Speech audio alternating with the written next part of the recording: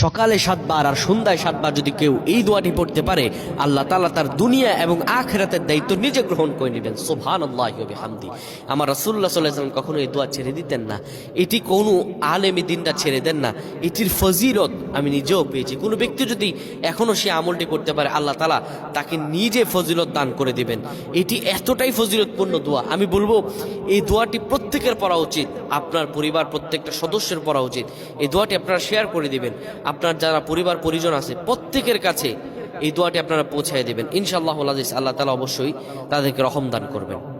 রাসূলুল্লাহ সাল্লাল্লাহু আলাইহি ওয়াসাল্লাম বলেন, কোন ব্যক্তি যদি সকালে 7 বার আর সন্ধ্যায় 7 বার পড়তে পারে, হাসবি আল্লাহু লা ইলাহা ইল্লা হুয়া আলাইহি তাওয়াক্কালতু ওয়া হুয়া রাব্বুল আরশিল আযীম। হাদিস আবু দাউদের 321 নম্বর হাদিস।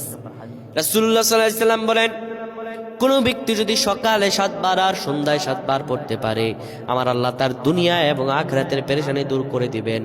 আল্লাহ তাকে এত পরিমাণে রিজিক দান করবেন ওই ব্যক্তি কল্পনা করতে পারবে না। সুবহানাল্লাহ।